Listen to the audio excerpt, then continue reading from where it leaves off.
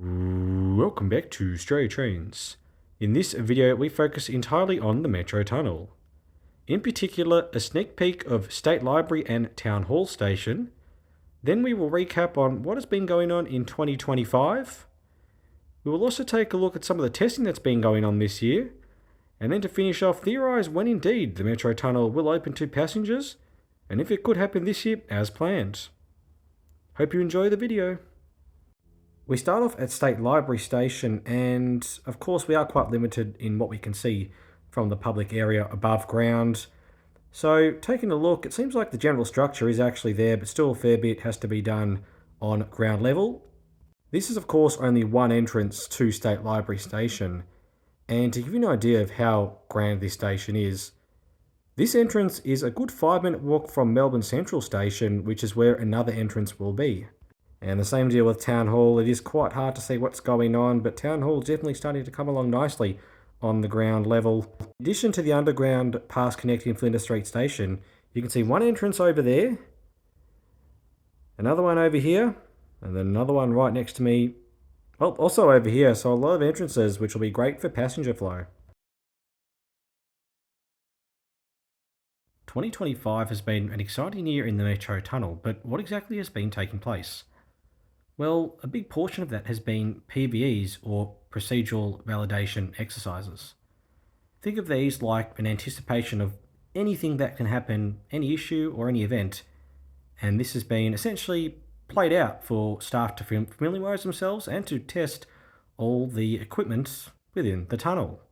PVEs can range from really big issues, such as if a train requires rescuing from a derailment, or an emergency scenario such as an evacuation, or something a little bit smaller such as platform screen door usage and what happens if there was an ill passenger. But maybe the most exciting PVE for us train fans has to be the running of Metro's infrastructure evaluation vehicle, the Yellow Box EV, through the tunnel with a Commons train. But essentially this is just going over and checking that any scenario that realistically could happen has been accounted for and can be responded successfully. Something else that has been occurring a lot this year, but also in prior years, is of course staff training. For instance, making sure that drivers know and understand how the CBTC automatic signalling works, which is a bit different to the conventional signalling, and of course actually having practiced themselves and driving through the tunnel, not to mention that the signallers are all good, and of course station staff have been trained so that they know how to run the station come day one. And the latest news, which was actually announced at the time of making this video, was that Metro Trains Melbourne officially became the Rail Infrastructure Manager, or RIM, of the 3 smaller stations in the Metro Tunnel, being Arden, Parkville and Anzac, which essentially means Metro have the keys to the new stations, which is very exciting. Of course, the question begs, what about the other 2 stations, State Library and Town Hall? We'll get to that later on in the video. Now we're at the most important part. What's exactly going on with trains? Well, most of the trains that are running through the tunnel are part of RGT, or Reliability Growth Trips, which is what we see for the most part here in the video, which footage was mostly taken in April of 2025. Essentially, it's just running the trains back and forth, hundreds and hundreds of times, probably even thousands. Initially, the RGT runs ran between Hawkesbury and West Footscray, essentially as shuttles back and forth, but has been expanded to longer runs between Caulfield and Sunshine, with intermediate terminations at Hawkesbury and West Footscray.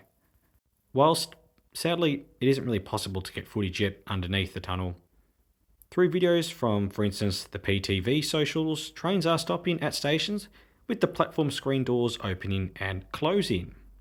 So essentially these RGT runs are just imitating service running, but without the passengers. Of course, if it can run from Sunshine to Caulfield, it can run from Pakenham East, Cranbourne, all the way to Sunbury. However, the frequency of test trains per hour hasn't always been as high as it is right now.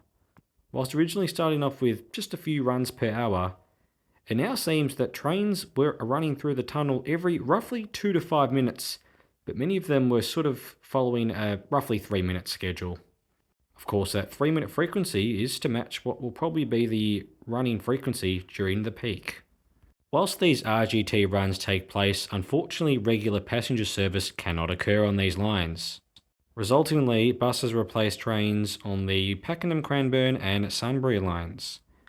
Although we got a little bit of a look as to what things might be like in the future, as the Frankston line was still running at the time of these RGT runs. As part of these runs, out of the ordinary things do occur. We'll take a look at two clips, the first of which sees two trains paralleling each other on the centre tracks in the down direction. The HMT is travelling on what is typically the up track, which is meant for trains towards the city.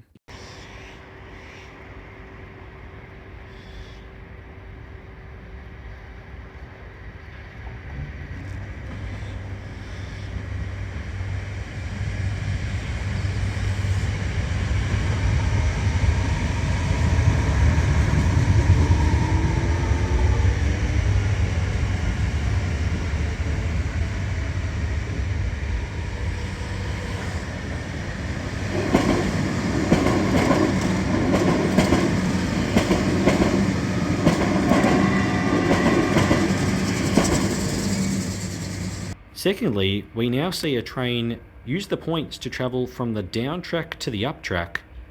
Typically, these points are not utilised during regular passenger service.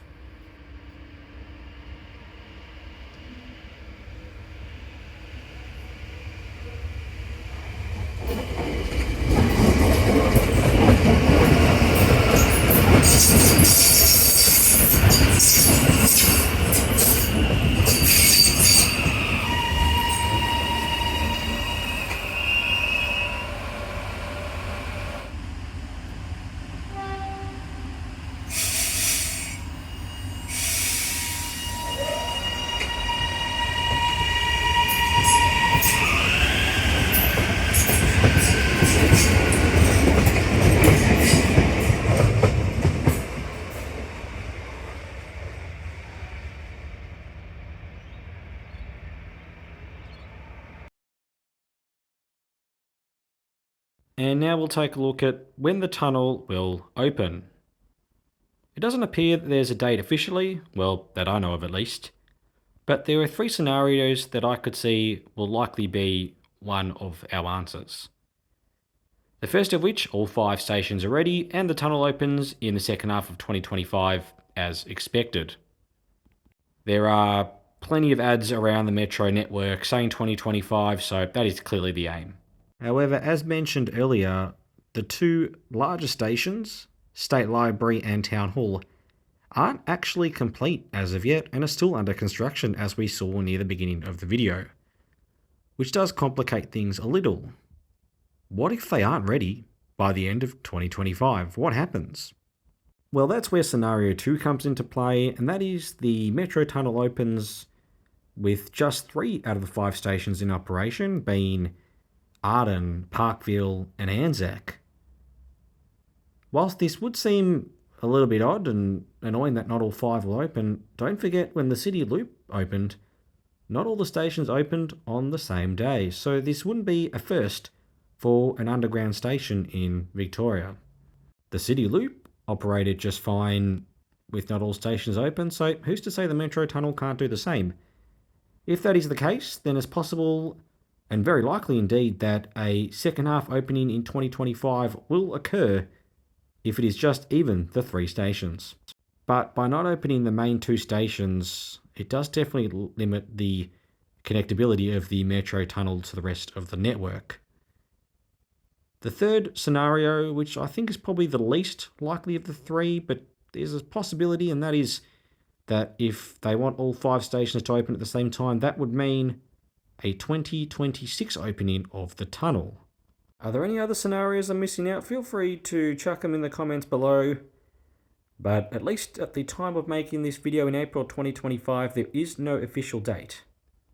On that note, we will leave it at that. Thank you so much for watching. Hope you've enjoyed the video and are excited about the Metro Tunnel as I am. And I think we'll leave it at that. Cheers.